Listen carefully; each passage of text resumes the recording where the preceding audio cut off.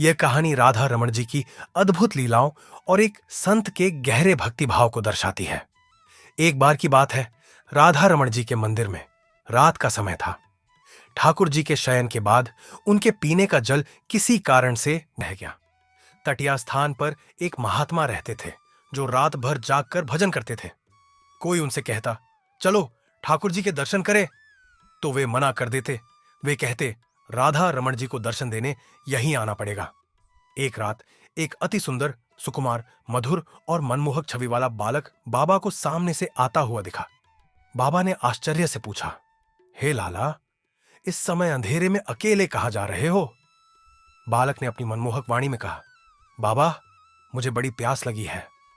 बाबा ने कहा, चलो मैं तुम्हें उस स्थान पर ले चलता हूं जहां बढ़िया जल है। बालक ने झट से पूरा जल पी लिया और कहा, अब मैं चलता हूं। बाबा ने कहा, रात का समय है, अकेले कैसे जाओगे? मैं भी तुम्हारे साथ चलता हूं। वे चलते चलते श्री राधा रमण लाल जी के चबूतरे पर पहुंच गए। बाबा ने बालक से पूछा, सांची बताओ, तुम कौन हो? तुम्हारे पिताजी कौन है?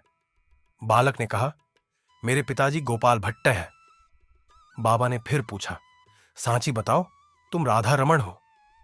बालक ने कहा, बाबा तुम तो कहते थे कि मैं तुम्हारे दर्शन करने नहीं आऊंगा, तुम ही आओगे, तो आज मैं खुद ही आ गया तुम्हें दर्शन देने। यह सुनकर बाबा की आंखें भर आईं।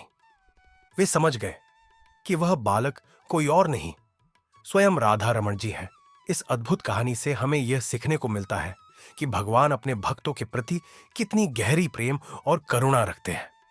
राधा रमण जी ने महात्मा की भक्ति को समझा और उन्हें दर्शन देने के लिए स्वयं प्रकट हुए।